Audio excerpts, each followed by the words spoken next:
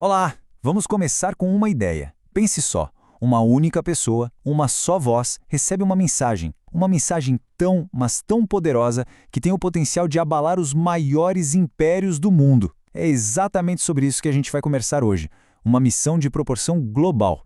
Então fica a pergunta, né? Será que uma única voz tem mesmo o poder de abalar reinos inteiros?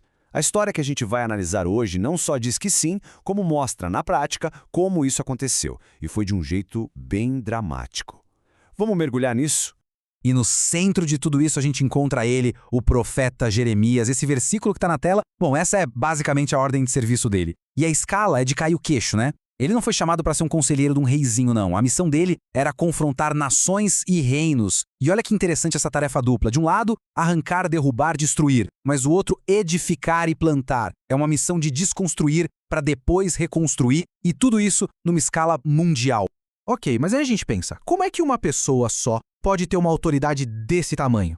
Para a gente entender a missão do Jeremias, a gente precisa dar um passo para trás e entender a visão de mundo de quem o enviou. Sabe, a ideia central que o texto base aponta é que o plano de Deus nunca foi só para um povo, nunca foi exclusivo. E o texto que a gente está analisando organiza essa ideia grandiosa em 3 etapas, bem direto ao ponto. Primeiro, a existência de um plano universal, que desde sempre pensava em todo mundo. Segundo, um chamado universal, uma mensagem que não era para um grupo só. E por fim, a meta final, um reino universal, feito de gente de todo lugar. E olha que interessante, a fonte nos mostra que essa história de um plano para todo mundo não começa com o Jeremias, não. Começa muito, mas muito antes. Séculos antes, na verdade. Com uma promessa feita a Abraão. A parte essencial está ali, destacada. Em ti serão benditas todas as famílias da terra. Ou seja, a intenção já era global desde o comecinho de tudo. Isso tudo desemboca na ideia de um reino universal. E não é um reino onde todo mundo é igual, não. Pelo contrário. Os textos descrevem uma união de povos, nações e línguas diferentes. A autoridade divina aqui, ela ultrapassa qualquer fronteira. E o próprio Jeremias bate nessa tecla quando ele chama Deus, de forma bem específica, de Rei das Nações. Bom, agora que a gente já entendeu essa base, essa ideia de um plano universal, vamos voltar para o nosso protagonista, Jeremias. A gente precisa entender como é que uma pessoa, um homem, lidou com uma tarefa tão gigantesca. Mas antes de continuar, um ponto rápido e super importante. O que quer dizer nações no tempo de Jeremias? Não é bem a ideia de país que a gente tem hoje, tá? Nações ali se referia a todos os povos que não eram israelitas. Basicamente, era uma forma de falar o resto do mundo. E o chamado dele foi super claro, sem margem para dúvida. Ele foi nomeado Profeta para as Nações. E, gente, esse título era algo quase inédito. Definia um campo de trabalho que ia muito, muito além da sua terrinha, Judá. E dá uma olhada no alcance do trabalho dele. Jeremias não era de mandar recado vago, não. O texto mostra que ele entregou profecias bem específicas e muitas vezes bem duras para as superpotências da época. Egito, Babilônia. Ele foi lá e confrontou os gigantes daquele mundo, cara a cara. Tá, mas e aí? Eram só palavras? Como a gente sabe que isso teve algum efeito? Bom, a fonte nos leva para a história real, para um evento que mudou tudo. A Batalha de Carquemis. Pensa nisso como um ponto de virada no mapa do poder mundial da época. Jeremias tinha profetizado a queda do Egito.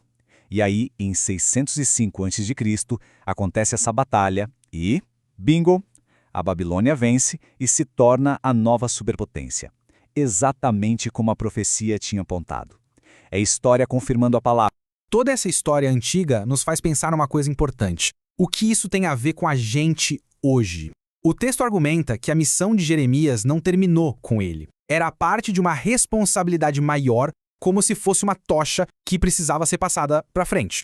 E aqui a gente tem uma comparação interessante que a fonte faz mostrando 2 fases dessa missão. A ideia é que, a princípio, a nação de Israel tinha a tarefa de ser essa luz para os outros povos. Mas, segundo a análise, Israel acabou não cumprindo bem esse papel. E o que aconteceu? Essa mesma missão de alcance global foi, então, transferida. Passou a ser uma responsabilidade da igreja já no Novo Testamento. Para reforçar esse ponto, a fonte vai direto no Novo Testamento. Essa citação de 1 Pedro é bem forte, né?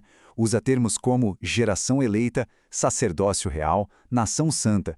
Tudo isso para descrever quem agora teria a responsabilidade de levar essa mensagem universal adiante.